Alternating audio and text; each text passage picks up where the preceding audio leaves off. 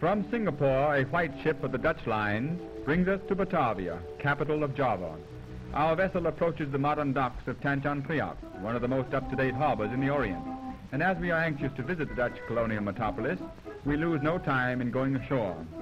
We could see the city from a motor car, but for a novel experience, prefer to ride on one of the strangest street railways in the world, the steam tram. At the powerhouse, steam is forced into the fireless locomotive, enough to pull the tram about 30 miles through Batavia streets without recharging. Notice how neat and clean the tram is, and it is airy too, for there are no doors or glass windows. We glide smoothly along the well-kept streets through the two sections of the city. In Batavia Centrum, the newer part of the city, occupied mostly by European residences and business houses, is the palace of the Governor-General. Since Jan Petersen Koen founded Old Batavia in 1619, the Dutch have slowly extended their dominance in the Indies until today they rule over an area 62 times larger than the mother country. In Java are to be found many splendid hotels. Ahead of us is the famous Hotel des Andes. It is difficult to imagine we are so many thousands of miles from what we had considered comforts of civilization when we see such evidences on all sides in this remote island of the Dutch. This modern building is the recently erected terminus of the efficient railway system that serves all parts of Java.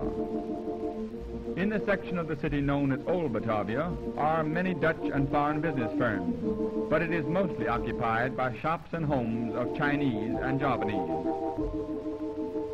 Batavia, like Amsterdam, has many canals which serve many purposes. Every day is wash day here, for not only native washing, but also nearly all European laundry work is done in the canals.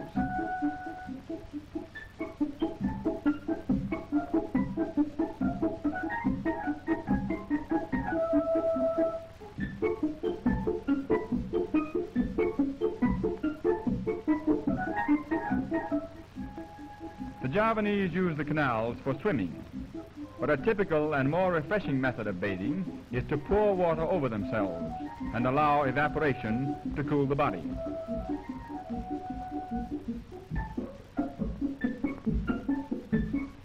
Java abounds in strange and interesting sights.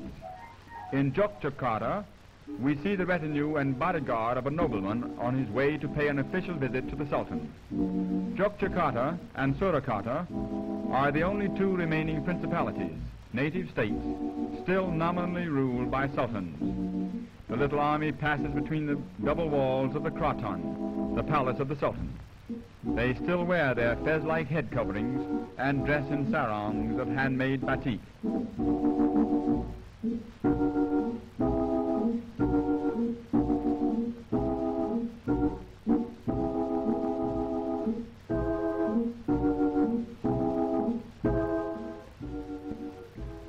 Bullock carts are used by the natives for some of their hauling.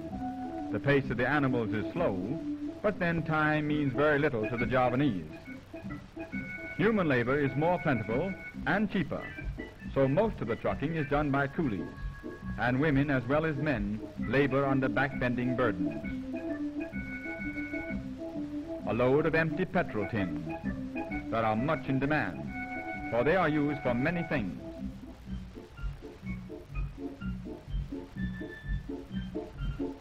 Here's one used to which they are put.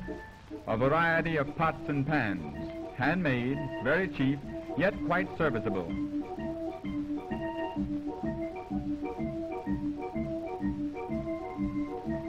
Rug beaters, doormats, feather dusters, brushes and brooms, everything to keep the home clean. And moving's a simple matter in Java too, for anything is carried by coolies.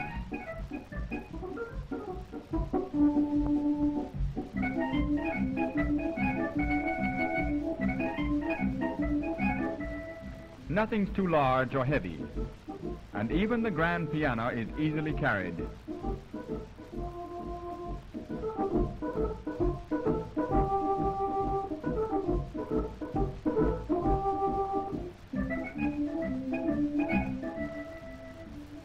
A shop for batik, the native cloth from which many Javanese garments are made. Javanese batik is known all over the world. The best comes from Jogja. Most of it is made by women during their spare time at home. If worked on continually, about 10 days would be required to decorate even a simple sarong, while elaborate patterns would take many months to complete. With a little instrument called a chanting, a sort of batik fountain pen, a solution of melted wax and rosin is applied as a pattern to those portions of the material not to be dyed. It's tedious work, for both sides of the material must be covered with the identical design.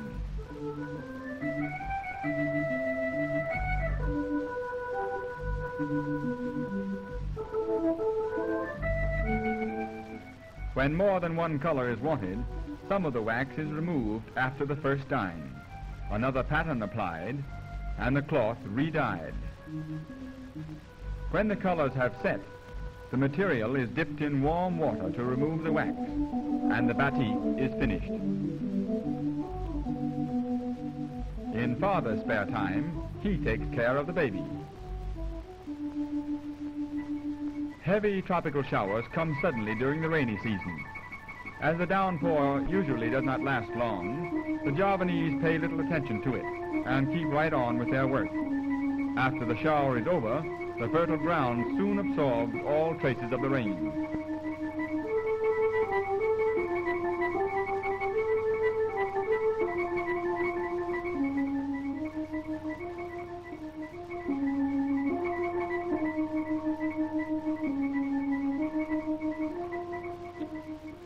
Near Jogja is one of the world's great spectacles, the Borobudur, perhaps the most perfect Buddhist monument in existence.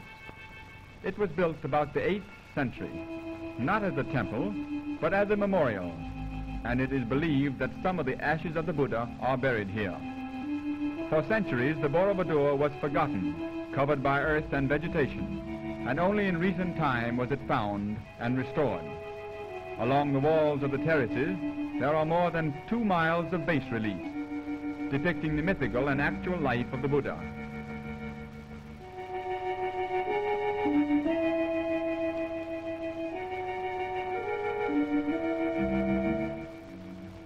There are 505 statues of the Buddha. Many still remain within these bell-shaped stone cupolas. Native tourists come every day to visit the Borobudur, and pilgrims come to pray and burn incense before some of the many images. Buddhism and Hinduism have given way to Mohammedanism in Java, and little remains of the earlier religions but monuments of the past.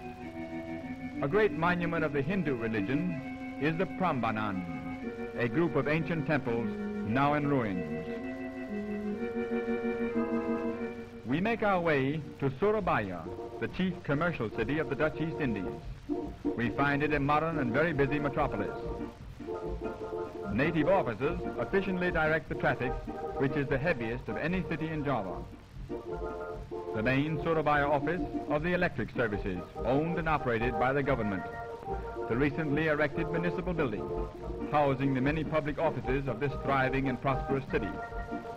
The tower, when built, was the tallest structure in Netherlands, India. A visit to Java would not be complete without partaking of a rice topple, the famous meal of the East Indies. 18 waiters served 90 different dishes at this repast. However, at some rice tables, there are as many as 300 varieties of edibles served. As the name suggests, the first course of this elaborate meal is rice, and plenty of it. To it are added many kinds of meats, fish, fowl, eggs, spices, sauces, condiments, and nuts, until finally the plate is filled with an astounding mixture of food, so tempting that one frequently overeats, and therefore it's not hard to understand why it is so easy to lose one's figure in Java.